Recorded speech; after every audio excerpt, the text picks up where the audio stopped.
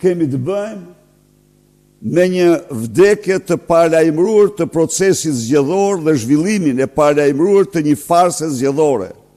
Farse të plot zgjedhore, si zhvillohet në gjitha regjimet narkodiktatoriale. Ky shtet është ndërmarrje si përbashkët, ndërmarrje përbashkët me krimin e organizuar. Krahas patronazhistëve, krahas blerjes publike të votave, bota e krimit në këto zgjedhje ishte më zyrtare se kur. Veproi në ombrellën e prokurorisë dhe politikës, Edi Rams, me të gjithë mjetet e veta. Bandat në qytetet e mëdha të vendit, po jo vetëm ato, arritën të fusin parlament, të punojnë për 28 deputet. Opozita ju ofroi këtyre forcave që bënin opozitën e opozitës. Ju ofroi koalicionin.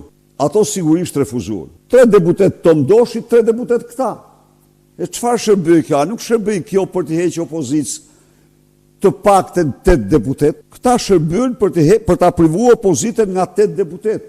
Po a është ky fundi? Jo, sepse opozita farsën nuk e fiton. Unë betejnë Partinë Demokratike e bëra që të votojnë demokratët. Dhe jo t'ja u kontrolloj kush? Kryetarit. Absolutisht. Kjo ishte e gjithë beteja ime. Unë betejnë për shqiptarët po e bëj, që ata të votojnë të lirë, të kenë zgjedhje të drejta. Është betejë e vështirë, por është arritur. Çfarë është arritur? Sepse në rrafshin ndërkombëtar, të arrish të denosh procesin zgjedhor, ta shpallish fars procesin zgjedhor pa u zhvilluar, është arritje. Në dëshpërim, po është arritje e madhe. Misioni im mbaron atë ditën kur shqiptarët të votojnë të lirë.